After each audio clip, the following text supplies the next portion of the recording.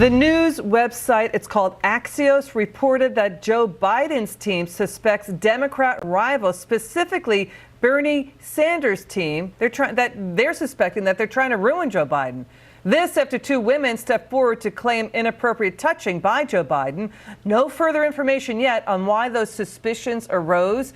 Sanders' campaign manager categorically denying that the Sanders team had anything to do with those claims.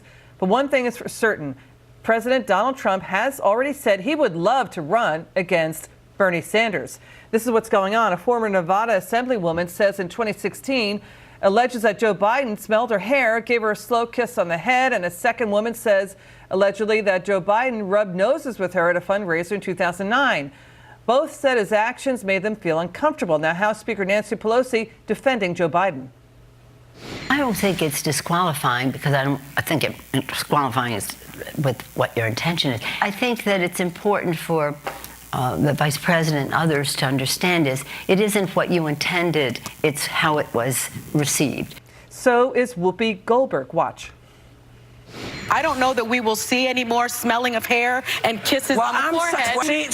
That pisses me off. Yeah. I'm telling you, because, well, I don't want Joe to stop doing that. Joining me now is conservative commentator Adriana Cohen. Great to have you on, Adriana. Democrats coming to Joe's defense. People in media is defending him. Mika Brzezinski, interestingly, said, stop destroying each other, Democrats. You're destroying the person who could beat Donald Trump. What's your reaction? Well, I think that we need to have the same standards for everyone when it comes to allegations of sexual harassment or misconduct. What we're seeing play out is there seems to be two sets of rules. If you're a Republican, the Me Too movement comes down very hard on you. But if you're, a Democrat, they give those people the presumption of innocence. And I think we need one uniform standard that's fair for all. And we saw this recently, Emac, with Alyssa Milano. She came down very hard on Justice Brett Kavanaugh. She believed Christine Blasey Ford's unsubstantiated allegations from 30 years ago, but now she's already defending Joe Biden. Well, there's a classic double standard at play right there. And I think all Americans just want to see uniformity and fairness throughout this process. Well, what do you think is going on here in the Democrat Party? Let me back up. The show The View is also defending Joe Biden, saying he's just a, quote, hands-on kind of guy. I mean, then the question is the Me Too era just the wrong time for Joe Biden? Yeah, you could make that argument that Joe Biden's running at the wrong time. He should have ran in the last election, the 2016 election. He perhaps would have had more luck. But there's a lot of photos out there that are not appropriate with him touching women various ways that I think could create a vulnerability for him should he decide to run. Yeah. Yes, the Me Too movement.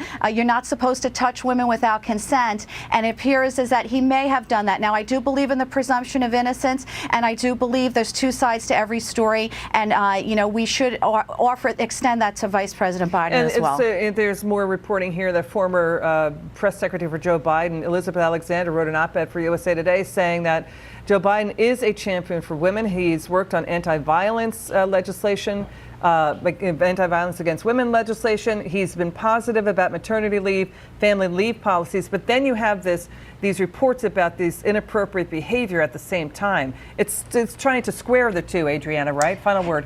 Exactly. I mean, how do you split the baby here? I mean, if you're kissing and touching women non-consensually and you're making them feel really uncomfortable or violated in some way, you're not championing women, you're not respecting them. Now, that being said, again, we don't know that all of these allegations are true. A lot of them are hearsay. And, I think Joe Biden actually should go on the record and make a public statement. I know he's given a statement through the press, through his people, but why not go on camera and give an interview and talk about it? Radio host Adriana Cohen, conservative commentator there. Great to have you on, Adriana. Come back soon. Coming up, we are going to take on Alex.